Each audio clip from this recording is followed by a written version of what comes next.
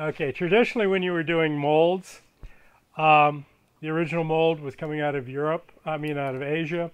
They were using bamboo and silk threads. So you'd have a screen that looked like a placemat, basically really fine. They get to the Middle East, they're using a cloth mold. When you get to Europe, they don't have bamboo. What they have is wire. So they're using wire to duplicate what the bamboo and silk look like.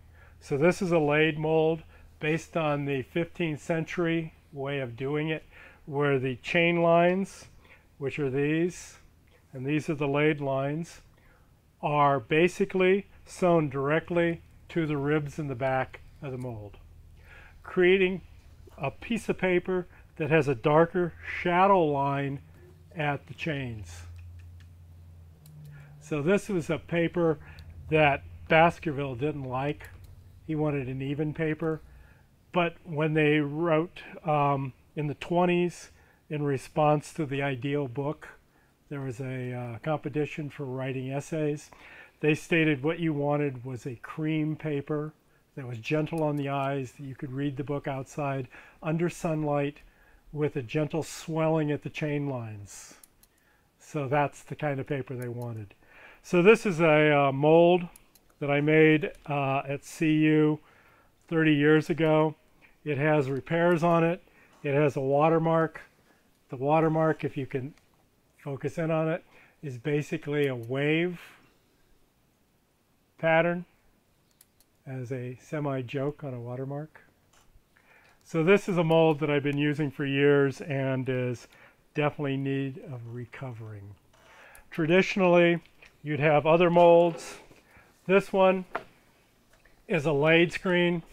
This is off of a dandy roll cover. The dandy roll is the roll on the paper machine that impresses the pattern into the paper. The paper isn't actually formed on it, it's pressed into the paper. This is actually called Circa 83, which is one of the most expensive dandy roll covers, because each one of these wires is hand bent with a pair of needle nose pliers by one man, working the entire dandy roll cover, because if you had somebody else do it, it would change. It was this one man doing one motion to do the entire dandy roll cover. So this cover was really expensive when it was originally purchased.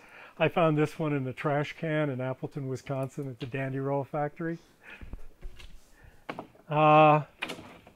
This is basically a commercial English mold. No, this is another one I made. Using another dandy roll cover that's a little bit finer, closer chain lines. This one I found also in that trash can. And it has a metal support going through the center. And then these are all sewn down to the ribs. This one is my attempt. This was about 40 hours worth of sewing to sew the cover on. Where this is a commercial English mold, I had to come back.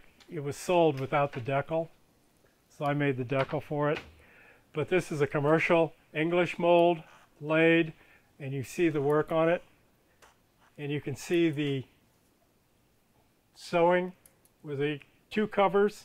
It has a coarse cover and then a very fine cover.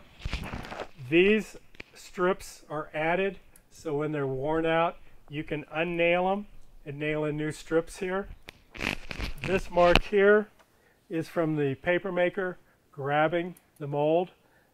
This wear here is his fingertips grabbing the mold.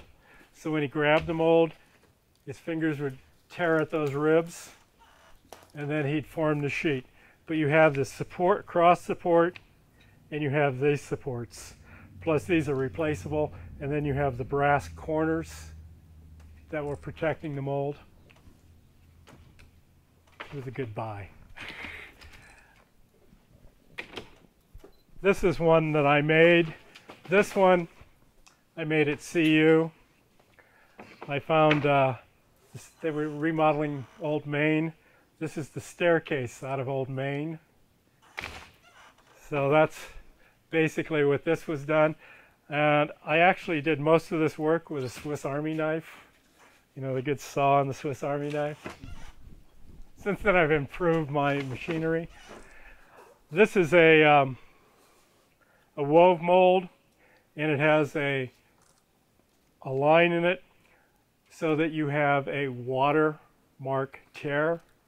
This will make the paper thinner here, so the sheets divide into twos really easily. So it'll produce two up. This is a pair, an English pair of molds. This is a wavy lathe, based once again on that 15th century pattern. This one's a really hard mold to use. And you can see the back side of it. And you can see the amount of sewing to hold the chain lines down to the ribs. So this is all hand drilled. It's missing one of the little strips there. And then once you figure these things out, this is W. Green Sun and Weight who made this. And it has a mold number on it. And then this is the Deckle. And the Deckle, if you notice, has a clip on it. So when you were making paper, you'd be dipping and you'd have a coucher over here.